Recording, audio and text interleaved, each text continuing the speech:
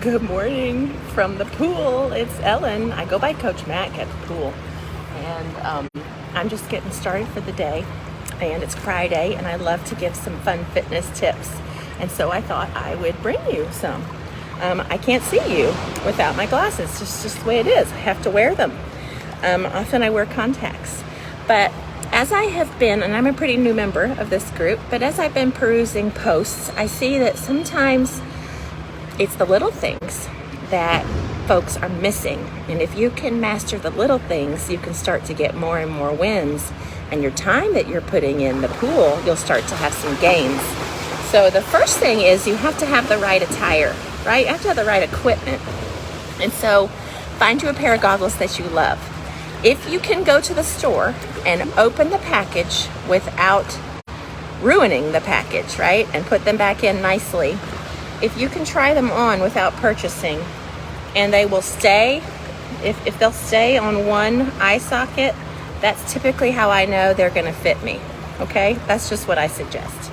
Another tip is, if you're someone that wants to learn how to do a start or to be diving in, to have two straps so that one is higher than the other, okay? That's just my tip. Don't wear them so tight that it gives you a headache. This is my favorite. This is the TYR or TYR Race Tech. They've been making them for years. But you do what you like, okay? The second thing is, how do you use a lane? You can either split the lane down the left or the right and share with someone, but make sure you say, hey, is it cool that I jump in? I'll take this side. Or you can circle swim. Okay, circle swimming means that you get in the lane with someone whose ability is comparable to your own. If you are wearing swim trunks, you're probably not going to be a good match for a group of swimmers who have on really tight Speedos, right? If you have on a tight Speedo, you probably are showing the world that you're serious about your lap swimming. Okay, just a thought. The other thing is, equipment that you might use in the pool. So this is called a kickboard. You know that, obviously, right? But I am oftentimes seeing people use them incorrectly.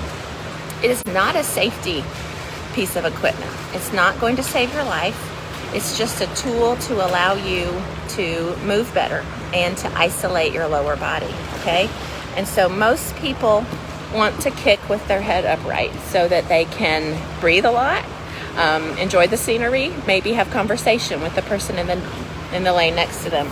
But you're gonna put your hands out here, okay? And you are gonna push off the wall with all of the power of your two legs, like so, and then join this one to it. And you're just going to kick. A flutter kick is the most common. You might use your dolphin kick if you're an experienced lap swimmer, or your breaststroke whip kick. But the flutter kick should originate from your hips. This is where I see a lot of people really having a hard time. They are bending at the knee, or they are riding what looks like a bicycle. So that is totally enough for today if you are a relative beginner. But pay attention to that flutter kick. If it comes from your hips, your knees should bend slightly, right? And your ankles should flex a little bit, with maybe your big toes bumping. And it should be a snapping action, a little bit like you're kicking a soccer ball, okay? There should be a relatively equivalent upbeat and a downbeat so that you're starting to create a cadence. 1, 2, 1, 2, 1, 2, something like that. I hope that helps and encourages you on your swim. Have a great weekend.